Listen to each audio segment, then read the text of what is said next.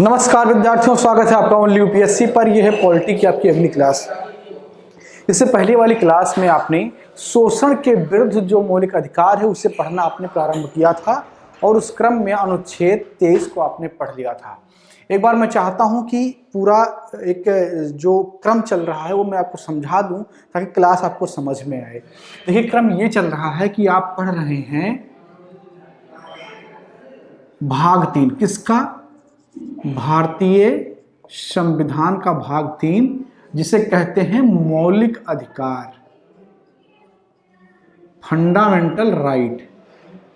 ठीक है ना, मौलिक अधिकार या इंग्लिश वाले समझ लें फंडामेंटल राइट। ठीक ना।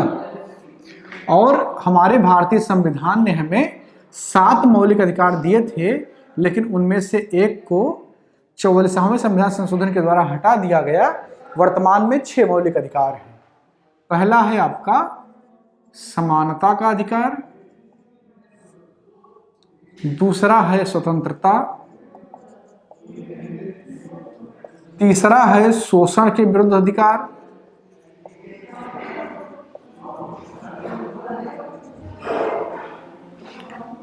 चौथा है आपका धार्मिक स्वतंत्रता,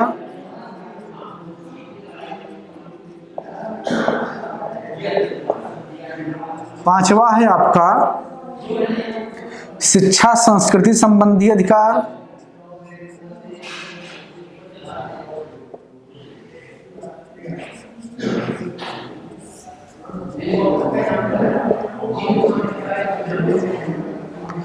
और छठा है आपका संवैधानिक उपचार।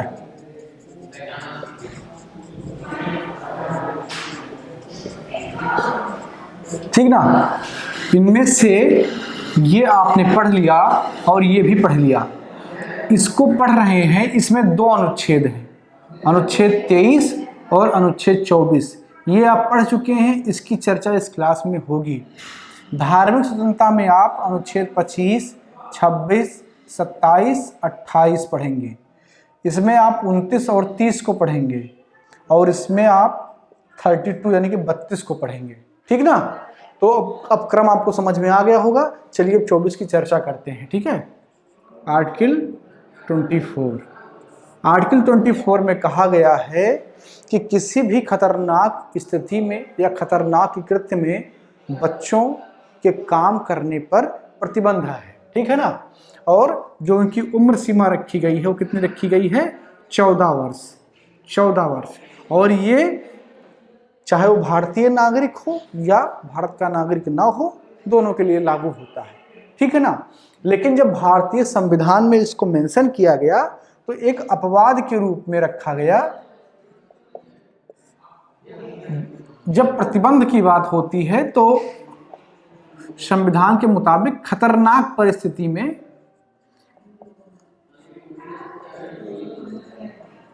ठीक है ना, खतरनाक परिस्थिति में नहीं कर सकता है। जैसे कोई माइन हो, ठीक है, जहां पर खान हो, जहां पर खुदाई हो रही, गैस वगैरह निकलते हैं, या अन्य कोई खतरनाक जगह हो, परमाणु संयंत्र हो, या जो है कोई बड़ा कारखाना हो जहां पर गैसें निकलती हैं, इस तरीके से, तो वहां पर प्रतिबंधित है।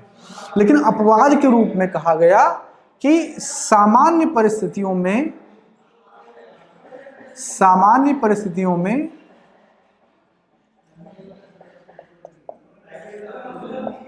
अनुमति होगी। यानी कि सामान्य परिस्थिति में इस बात की अनुमति होगी कि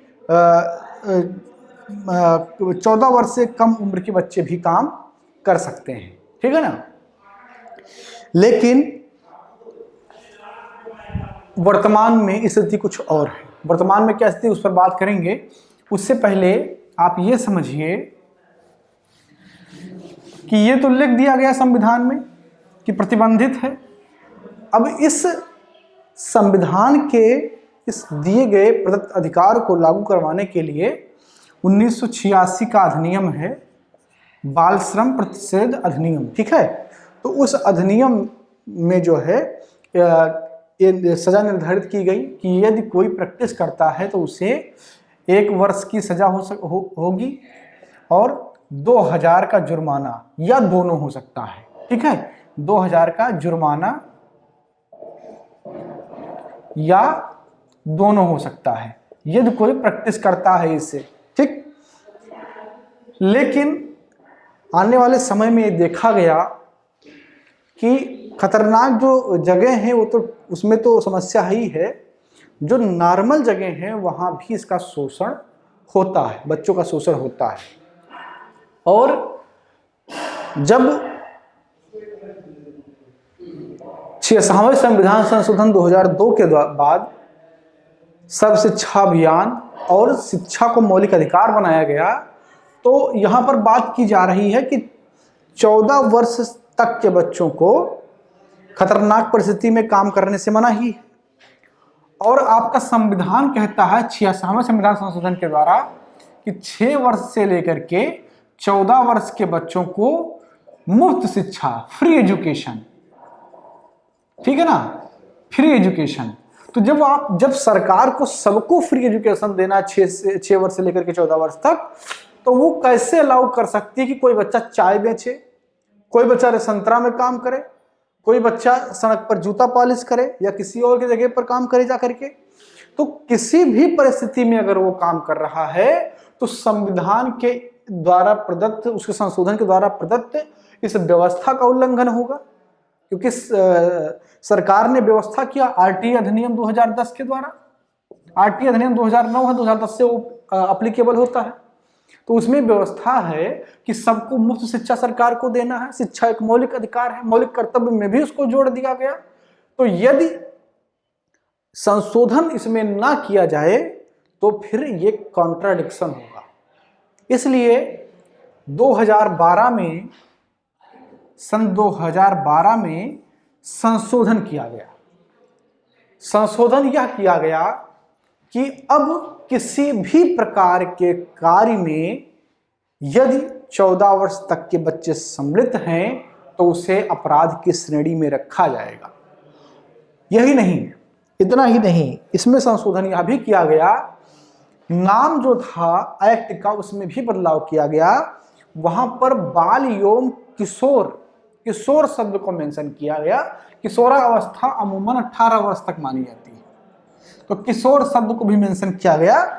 ठीक है, कि 14 वर्ष तक किसी भी परिस्थिति में बच्चे काम नहीं करेंगे, वो पढ़ाई करेंगे, मुफ्त शिक्षा सरकार को देना उनकी जिम्मेदारी है।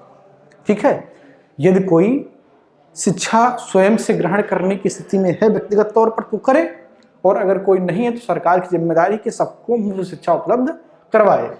ठीक, यह भी इसमें प्रावधान किया गया कि 14 वर्ष से लेकर के 18 वर्ष तक के जो किशोर हैं, 18 वर्ष तक के जो किशोर हैं, उन्हें भी किसी विषम परिस्थिति में कार्य करने से प्रतिबंधित किया गया। जैसे कल कारखाने, तेल रिफाइनरी या ट्रेन के जहाँ पर काम होते हैं, परमाणु संयंत्रों में जो खतरनाक परिस्थितियों में काम होते हैं, उनके लिए किशोरों को भी मना किया गया। इतना ही नहीं, ये इस अधिनियम में सजा को भी बढ़ाया गया। सजा को बढ़ा करके 1 वर्ष से 2 वर्ष कर दिया गया। जुर्माने को 2000 से बढ़ा करके 50,000 कर दिया गया। 2000 से बढ़ा करके 50,000 कर दिया गया। और या ये दोनों भी हो सकता है, यानी कि एक भी हो सकता है और दोनों भी हो सकता है। साथ ही साथ यह भी जोड़ा गया कि यदि कोई बार बार प्रैक्टिस करता है तो उसे 3 वर्ष तक की सजा भी हो सकती है। ठीक है, 3 वर्ष तक की सजा भी हो सकती है। तो ये जो 2012 का संशोधन है, ये 1986 के बाल श्रम निषेध अधिनियम में ही संशोधन है, जो कि वर्तमान में लागू है, जिसके आधार पर वर्तमान में फैसले लिए जाते हैं। ठीक है, तो ये है आपका आर्टिकल 24 और उससे संबंधित अधिनियम। ठीक है, उम्मीद करता हूं कि चीजें आपको समझ में आ रही होंगी। ठीक है, कई बार होता क्या है कि विद्यार्थी चीज़ों को उतनी आसानी से समझ नहीं पाते हैं, और अध्यापक भी उतनी जिम्मेदारी से सब पढ़ा भी नहीं पाते हैं। बहुत सारे अध्यापक आपको ऐसे मिले होंगे कि अच्छा आर्टिकल 24 में एकल कानून में बच्चों को काम नहीं करना चाहिए, छोड़ दिया, ओम नमः शिवाय। आर्टिकल 23 में बता दिया कि जो है मानव दुर्व्यापार, बलात्, श्रम और बेगारी है, ओम नमः शिवाय, यानी कि वहीं पर छोड़ दिया। धार्मिक स्वतंत्रता की बात किया तो 25, 26, 27, 28 में धार्मिक स्वतंत्रता की बात किया गया है, स्वाहा हो गया। तो ऐसे नहीं होगा, ऐसे नॉर्मल परीक्षाएं आप क्लियर कर सकते हैं, उसके 2, 4, 6 क्वेश्चन सही कर सकते हैं। लेकिन जब आप यूपीएससी देने जा रहे हैं तो आपकी जानकारी विस्तृत होनी चाहिए, आपकी समझ विस्तृत होनी चाहिए।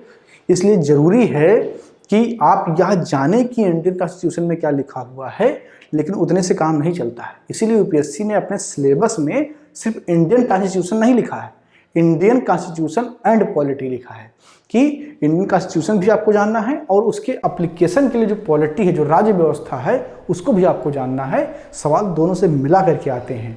और ये यकीन मान लीजिए कि जितने भी करंट के मुद्दे होते हैं उनको यूपीएससी जोड़ती है संविधान के प्रावधानों से, और कुल मिला करके इंडियन कॉन्स्टिट्यूशन और पॉलिटी का मुद्दा एक साथ बना करके, एक मिक्सचर बना करके आपसे पूछती है। तो इसलिए दोनों पर आपका समझ जो है विकसित होना बहुत ज़रूरी है। ठीक, कई बार ऐसा बोल दिया जाता है कि हम संविधान पढ़ रहे हैं या सिर्फ पॉलिटी पढ़ रहे हैं, नहीं, ये दोनों का मिला जुला रूप होता है जिसको आप पढ़ रहे हैं। तो इस प्रकार से ये आपका समाप्त हुआ। अगला जो आपका सेशन होगा उसमें आप धार्मिक अधिकार की बात करेंगे। ठीक है, कि जो आपके धर्म, आपके मान्यता को लेकर के जो मौलिक अधिकार है उसकी चर्चा होगी, और वो अनुच्छेद 25, 26, 27 और 28 में है। ठीक है, तो मिलते हैं अगली क्लास में, उस पर बात करेंगे।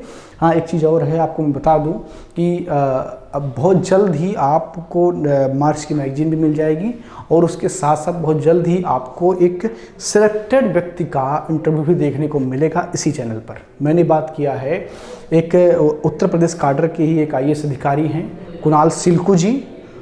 उनसे मैंने हर वो सवाल पूछा जो आप हमसे पूछते हैं, कैसे तैयारी करें, क्या ऑप्शनल लें, हिंदी माध्यम में क्या प्रॉब्लम है, इंग्लिश वाले सेलेक्ट होते रहें, यानी कि जितने भी सवाल आप हमसे पूछते रहते हैं बीच बीच में, मैं तो जवाब अपने लेवल पर दे ही रहा हूँ।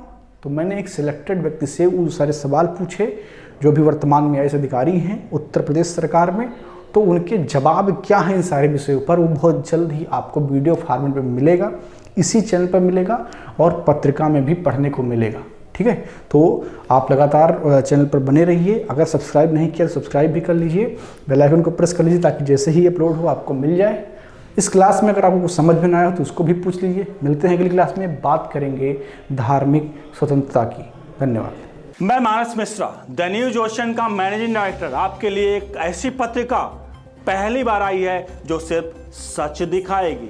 कृषि कानूनों पर मचा है घमासान, हो रही हैं मनगढ़ंत बातें। मैं अंकित मिश्रा, पढ़िए मेरा आर्टिकल इस मैगजीन में फैक्ट के साथ। यूपीएससी के एस्पायरेंट समझे हर मुद्दों को गहराई में जाकर के। इस नए लेख में आपको मिलेगा नए संसद भवन के निर्माण से संबंधित सारी जानकारी।